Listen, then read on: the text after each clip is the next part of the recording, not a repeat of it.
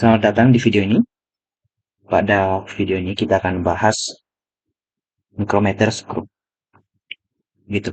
Nanti kita akan mulai dari bagian-bagian micrometer screw, lalu hal yang akan kita tanyakan berikutnya adalah mengapa ketelitian dari micrometer screw ini atau skala terkecil yang bisa diukur adalah 0,01 mm seperti yang tertulis di sini, gitu ya. Lalu berikutnya yang kita tanyakan nanti adalah bagaimana cara membaca hasil pengukurannya, gitu ya. Lalu kita akan mengerjakan beberapa contoh, mungkin satu atau dua, gitu.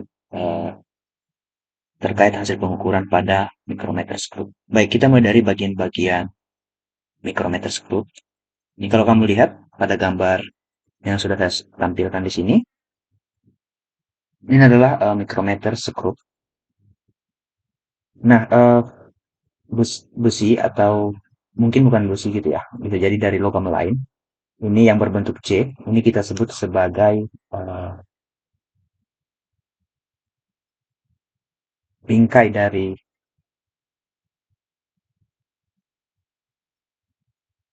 micrometer screw. Lalu tempat bendanya diapit, jadi kalau kita ingin mengukur sesuatu, misalnya sebuah benda kita letakkan di sini kalau kita ingin mengukur panjang. Ini kita sebut sebagai poros. Lalu di sini adalah landasan poros.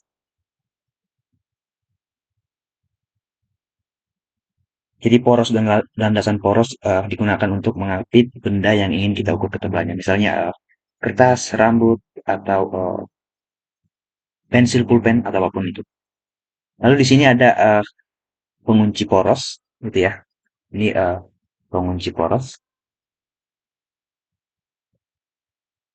Tentu saja gunanya untuk mengunci poros setelah benda yang ingin kita ukur sudah diapit di sini, gitu ya, supaya tidak lepas.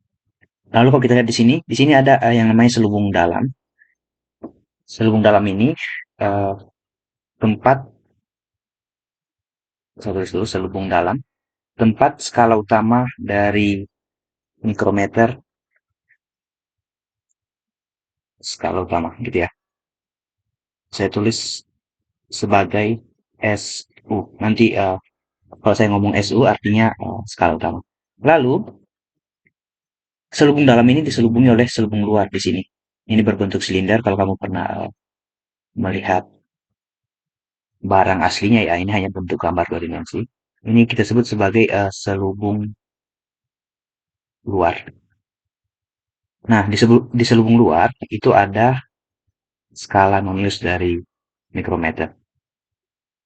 Skala nonius. N-O-N-I-U-S.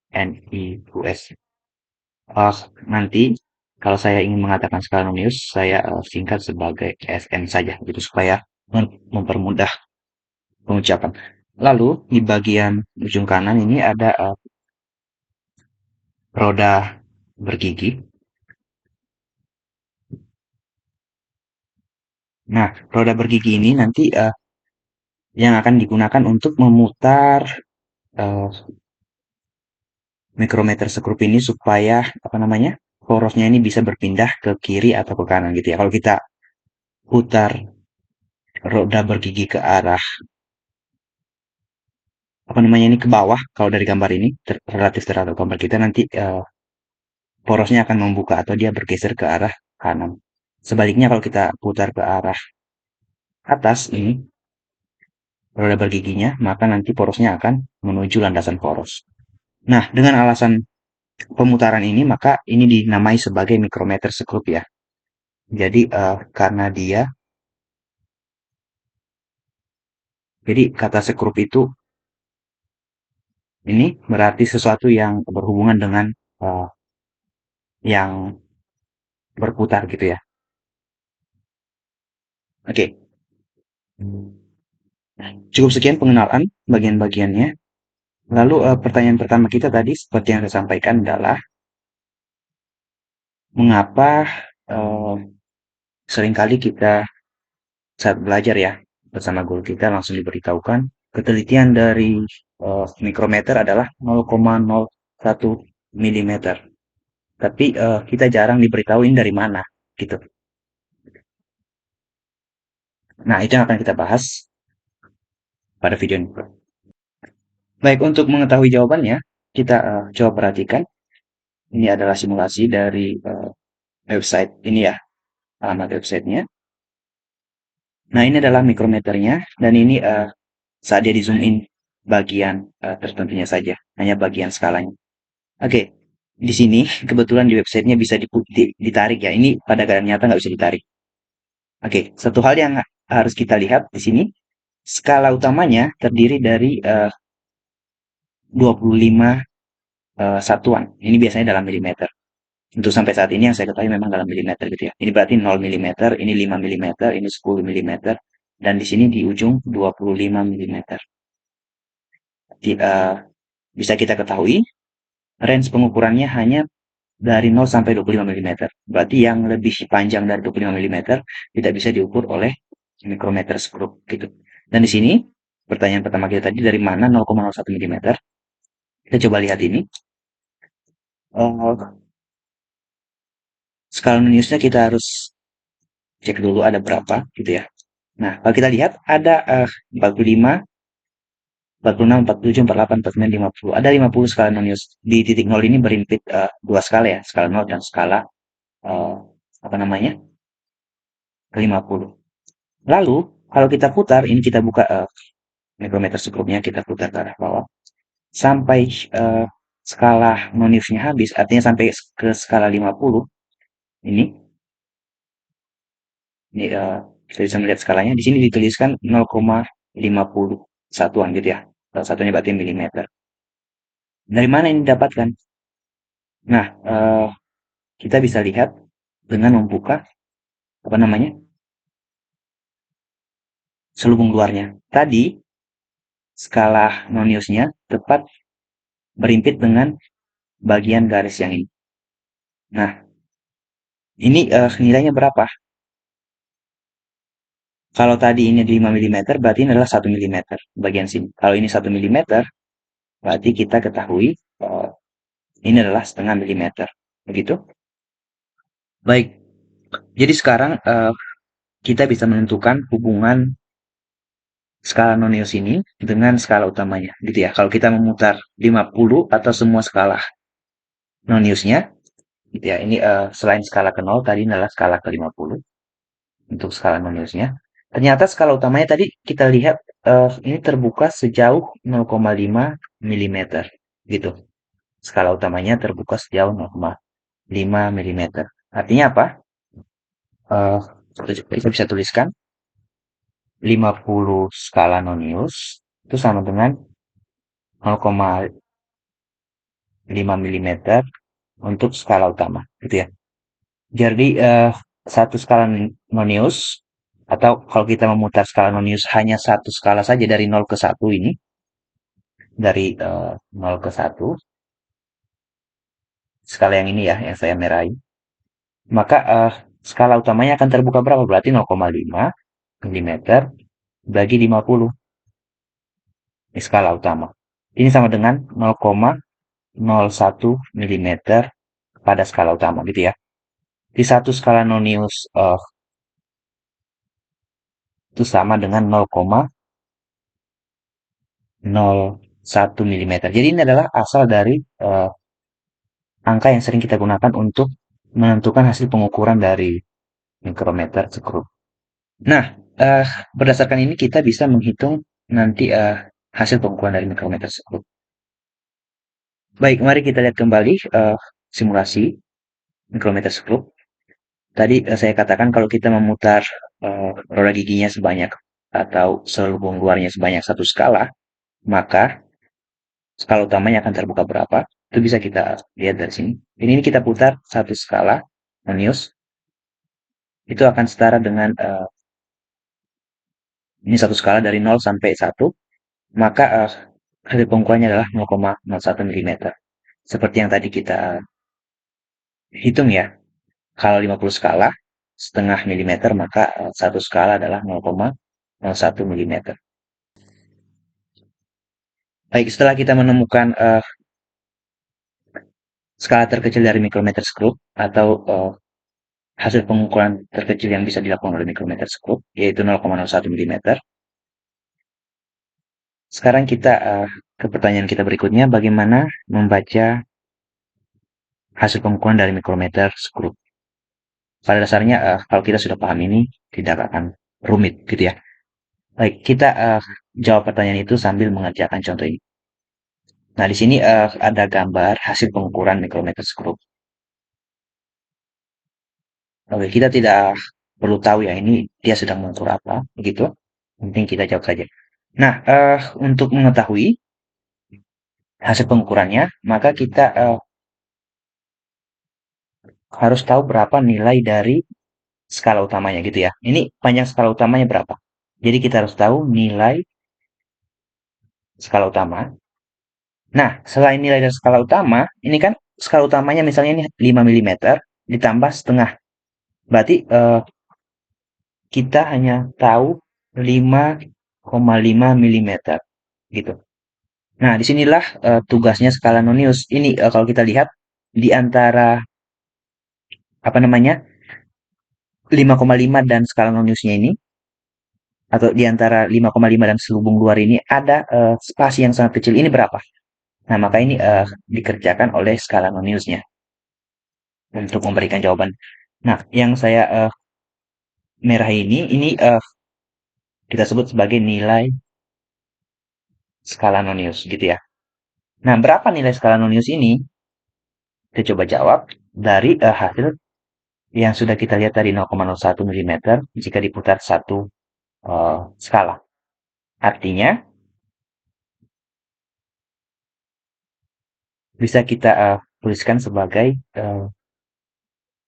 berapa skala yang diputar gitu ya. Nah, berapa skala yang diputar dalam hal ini adalah skala yang berimpit dengan garis horizontal pada sumbu utama ini. Nah, kalau ini berarti garis ke-14 atau skala ke-14. Jadi skala noniusnya terputar sebanyak 14 skala. Maka kita tulis saja dengan istilah skala yang berimpit. Skala, saya tulis saja sebagai SN. SN berimpit dikali 0,01 mm. Kenapa dikali 0,01 mm? Karena tadi kalau dia yang berimpitnya pada skala ke-1 atau dibuka satu skala, maka hasil pengukurannya adalah 0,01 mm. Berarti kalau 14 berapa ya? Tinggal dikali 0,01 gitu. Nah, berarti dari gambar ini bisa kita tuliskan hasilnya adalah 14. Jadi yang berimpit adalah 14 dikali 0,01 mm. Maka ini adalah 0,14 mm gitu ya.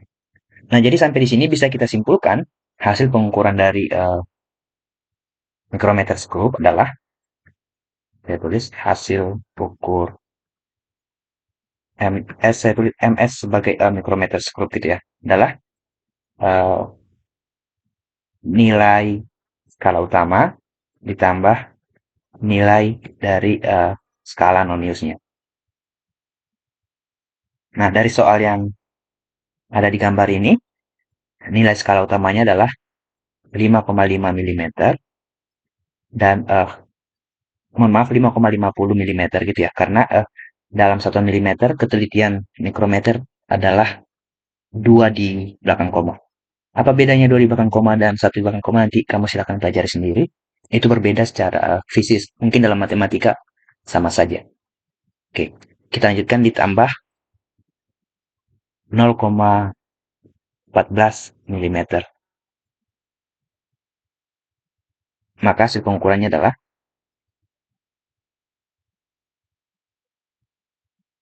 5,64 mm. Oke, jadi sampai di sini kita sudah membahas bagaimana cara membaca hasil pengukuran dari micrometer screw, yaitu hasil yang diberikan oleh skala utamanya atau nilai skala utama. Kalau kita ulangi melihat lagi, itu sampai di sini saja yang bisa kita baca gitu ya. Ini 5, berarti ini 5,5. Nah, karena kita hanya bisa membaca 5,5 dari skala utamanya, maka kita butuh skala non-newsnya. Skala non-newsnya bagaimana menentukan tadi sudah kita jelaskan juga. Skala yang berimpit atau skala non-newsnya diputar berapa kali gitu ya. Berarti ini 14 skala. Berarti dikali 0,01 mm. 0,01-nya dari mana? Karena skalanya diputar satu, eh, mohon maaf, skala non-newsnya diputar sekali atau satu skala, dia akan menghasilkan jarak sebesar 0,01 mm. Berarti kalau dibuka 14, ya tinggal dikalikan 14, begitu ya. Jadi kesimpulannya adalah nilai skala utama ditambah nilai skala non-news. Baik, untuk memperdalam pemahaman kita, kita coba bahas satu soal lainnya. Ini saya sudah siapkan, saya bacakan. Soalnya, hasil ukur yang terbaca pada skala mikrometer pada gambar di bawah ini adalah. Nah, ini soal Olimpiade Sains tingkat provinsi ya, OSP tahun 2008. Nah, sebenarnya kalau kamu sedang ikut Olimpiade, kamu bisa dengan cepat-cepat saja ya menjawabnya, tidak perlu menghitung panjang lebar.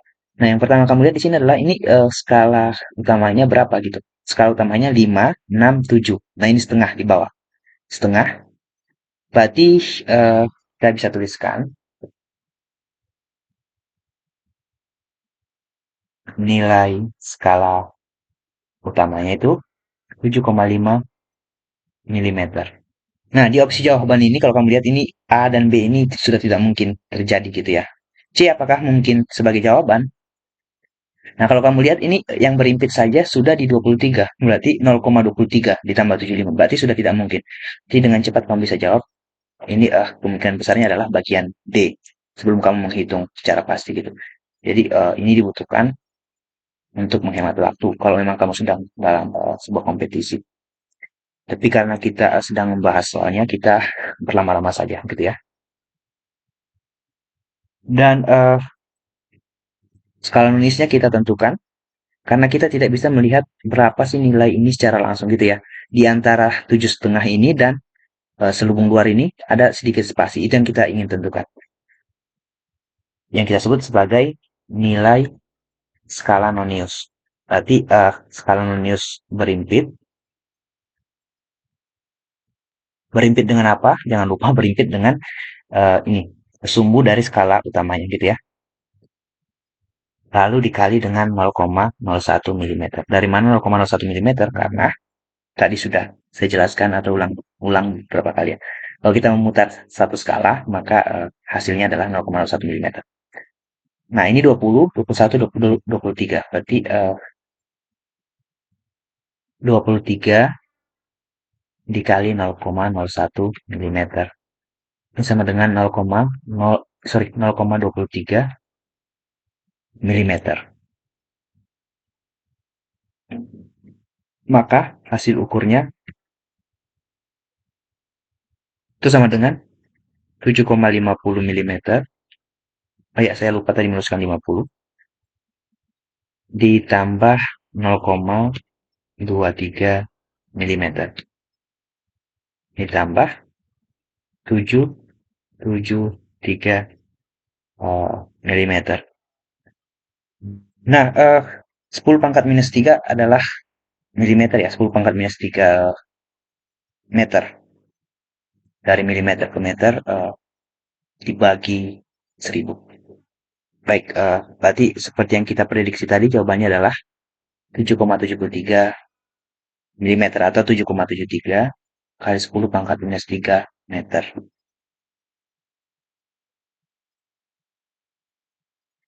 Baik, sampai di sini dulu pembahasan kita terkait mikrometer skrup. Kalau kamu menemukan kesalahan dalam penjelasan ini, baik kesalahan menjelaskan konsep, atau kesalahan menggunakan istilah, atau mungkin juga kesalahan dalam menghitung angka kita dalam perhitungan, saya harap kamu bisa memberikan komentar. Dan kalau kamu menyukai konten ini, silakan di like. Begitu. Mungkin boleh di-share juga dan jangan lupa kamu dukung saya dengan subscribe channel ini. Terima kasih. Kita akan bertemu kembali di video-video saya berikutnya.